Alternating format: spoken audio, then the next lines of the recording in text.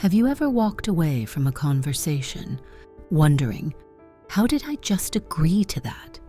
You went in planning to say no. You went in feeling confident, but 10 minutes later, you're apologizing for something you didn't do, agreeing to a favor you don't have time for, or feeling a heavy cloud of guilt that doesn't belong to you. If this feels familiar, you haven't just had a bad conversation. You have been played. Manipulators are the puppet masters of the social world. They don't use logic. They use your own emotions, your empathy, your fear, your desire to be a good person as strings to control your behavior. They rely on one thing, your predictability. They know exactly which buttons to push to get the reaction they want. But what happens if you cut the strings? What happens if you stop playing their game and start playing a new one? Today on Psychology Every Day, we are teaching you psychological Jiu-Jitsu. We are going to cover the 7 genius ways to outsmart a manipulator, not by fighting them, but by rendering their tactics completely useless. Method number 1 is the most famous for a reason, the gray rock method. Manipulators, especially those with narcissistic traits, are addicted to arousal. They need a reaction. They feed on narcissistic supply, which can be your adoration, your anger, or your tears. As long as you are emotional, they are winning. The gray rock method is the art of becoming as uninteresting as a rock. When they try to provoke you, you don't fight back. You don't defend yourself. You give them nothing. They say, "You're the most selfish person I know." You say in a monotone voice, "Interesting opinion." They say, "I can't believe you did that." You say, "Okay." You answer with one-word responses. You avoid eye contact. You talk about mundane things like the laundry or the weather. By removing the emotional juice from the interaction, you become a boring toy. Eventually, the manipulator will discard you and move on to a more reactive target. Method number 2 is for when they try to argue you out of a boundary, the broken record technique. When a manipulator hears no, they view it as the start of a negotiation. They will demand reasons. And this is where most people fail. They fall into the jade trap. They start to justify, argue, defend, and explain. "I can't come because my car is acting up and I have to work early." The manipulator sees this as an opening. "I'll pick you up. You can sleep in." To outsmart them, you must become a broken record. You choose one simple phrase and repeat it, refusing to offer new information. You: "I can't help you move this weekend." Them: "But you promised. You're being so unhelpful." You: "I understand you're frustrated, but I can't help you move this weekend." Them: "What else are you doing? Is it that friend you like more than me?" You: "I have plans, so I can't help you move this weekend." By refusing to give them new hooks, reasons, you starve the argument of oxygen. They cannot debate a wall. Method number 3 is advanced. It's called fogging. Manipulators often use criticism to control you. They find a grain of truth and wrap it in an insult. "You're so disorganized. Look at this messy desk. You'll never succeed like this." The instinct is to deny. "I am not. I know where everything is." Now you are fighting. Fogging is the act of agreeing with the grain of truth while ignoring the insult. You become like fog. If they throw a stone at you, it passes right through without hitting anything solid. Them: "You're so disorganized. You're a mess." You: "You're right. My desk is pretty cluttered today." Them: "You looked stupid in that meeting." You: "Yeah, I probably could have prepared that slide better." You are agreeing with the possibility that they are right, or the specific fact. But you are not accepting the shame. This completely disarms them.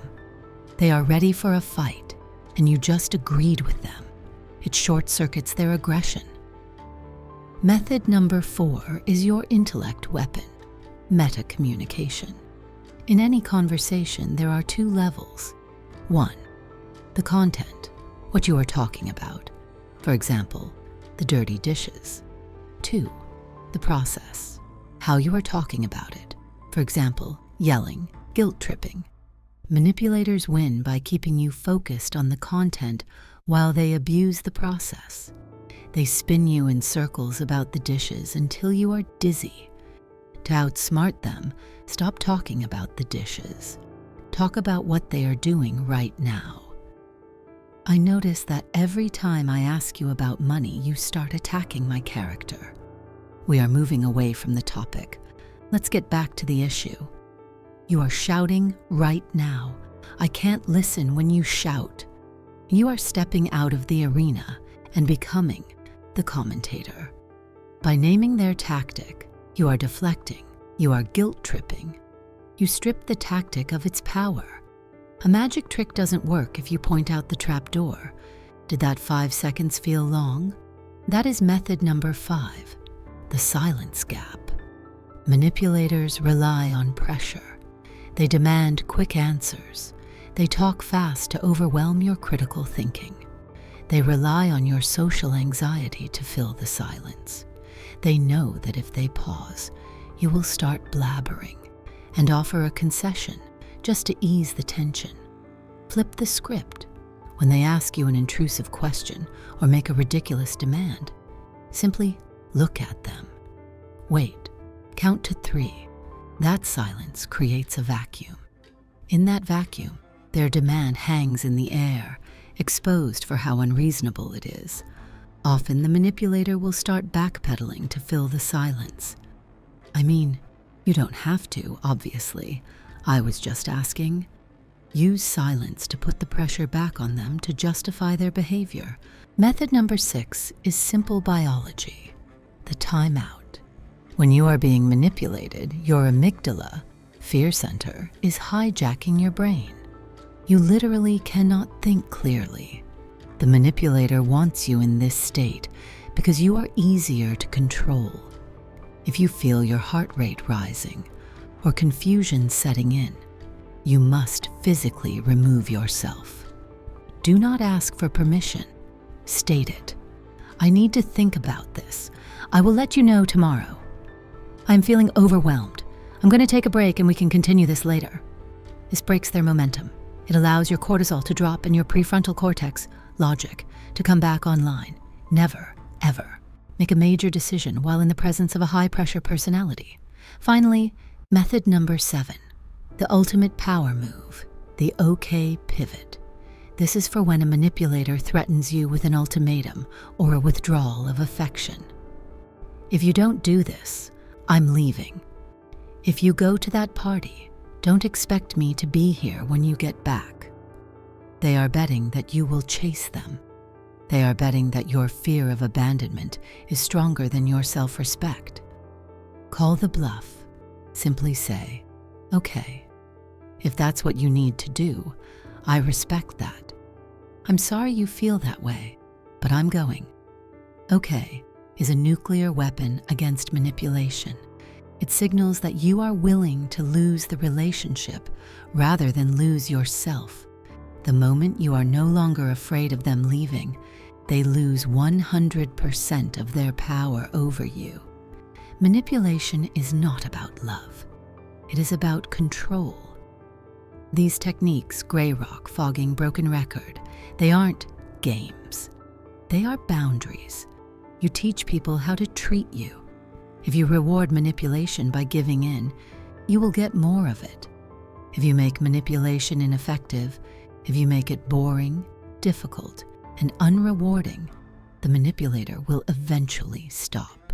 I want to know, which of these tactics do you need most right now?